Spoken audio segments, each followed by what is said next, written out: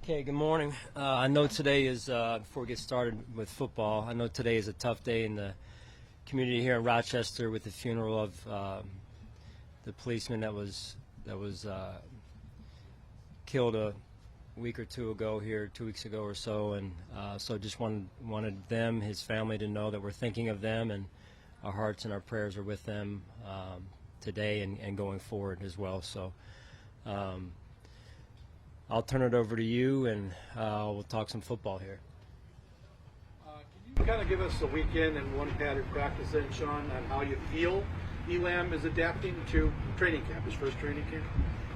Yeah, I think he's learning every day. He's out here to work, and I think his attitude is tremendous.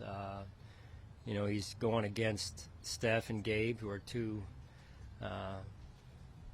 tough receivers to defend every day, and I think he wins some of those, and then he goes back to the drawing board on some of those as well. So he continues to grow every day. Is Deion Dawkins back with the team? Or is he, yes. Okay. Yep. Any injuries to speak of since we last spoke? I think probably the only new one is Tim Settle will be out today with some soreness in his groin there.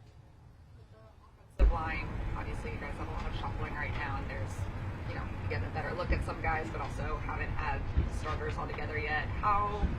When does that start to become a bit more of a concern as it gets closer to games?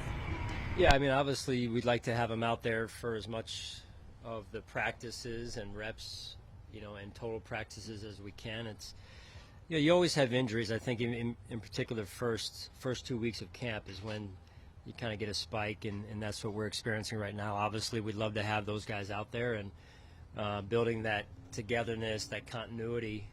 But as I mentioned last week, it is a opportunity for some other players to step in and show us what they've got as well. Talking to Mitch Morse at the end of last week, he said that when Ed Oliver is lined up next to Von Miller, it's almost like cheating. What is it that... Who said that? Mitch Morse said that. What is it that Vaughn is able to do that you see will help Ed Oliver kind of progress and take that next step? Well, I think it's just he continues to get better every year.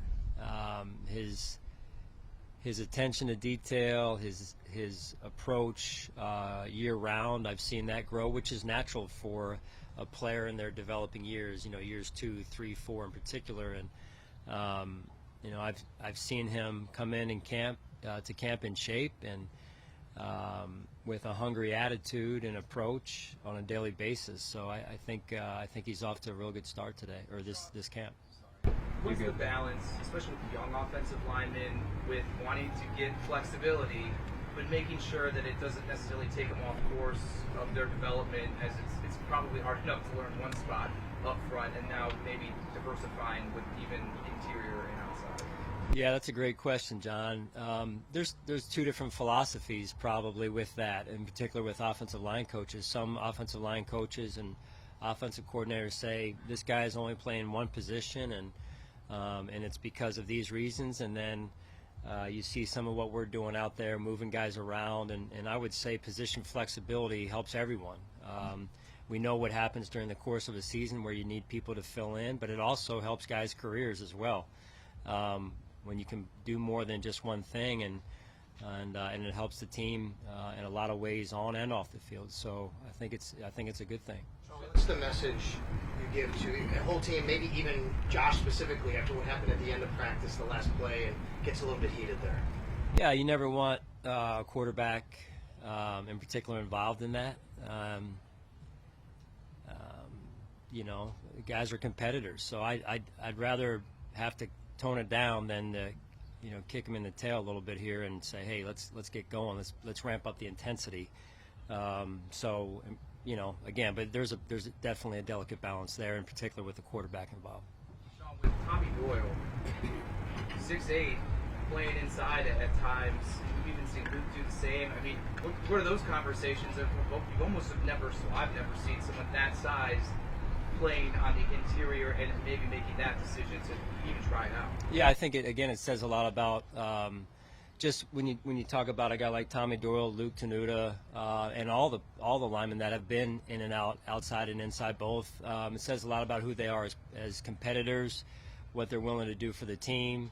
And again, sometimes when you do that, you uncover something maybe that you didn't think you'd uncover, right? Whether it's with the team in terms of what we found, or a player saying, hey, I've never done this before, but I kind of like it, either going inside to outside or outside to inside. Is that something that Josh's size allows you to do, just because he's so big he can still see over those guys? Again, you're talking about just trying to find good football players, and obviously having a taller-ish quarterback helps in that regard. But I wouldn't make too much of a deal of it, really. Sean, with Isaiah, everybody knows around here him as a person, his personality, how much he's loved in the room. Have you noticed him kind of take another step this offseason into maybe a more, in terms of his confidence and his role potentially in the offense? Just what have been your impressions of him this first week? Confidence-wise, I don't think that's ever been a problem for him. Jokes, I don't think he runs short of jokes ever. He's not a man. I mean, he likes to talk, as you guys know. So, no, it's. I think the biggest adjustment is going to be, the potential of stepping into a full-time role now, right? Where there's teams game plan for you. You have more film on out there, and so it's an adjustment, and there's a toughness piece that comes with that, where there's more of a chance for good plays, yes, but there's more of a chance for some plays you want back as well, for bad plays, and you have to know then through the course of the game, adjusting to that is a little bit different as a full-time player, game to game, or even within the game, than a part-time player. I wanted to ask you about kind of looking ahead to this week. Forecast is calling for some hot temperatures, and you had spoken about how you value that, obviously to prep you for some early season games down south, that sort of thing. That combined with, I think, 5 practices stacked back to back here. How valuable is that for preparing for the early portion of the season? Yeah, we get great weather here. Great weather for golf. Great weather for, nice nights on the deck, and I really appreciate that. But it is nice to feel it, the heat ramp up a little bit for us, and that's why we also condition at the end of practice when we feel like we need to get us acclimated as much as we can.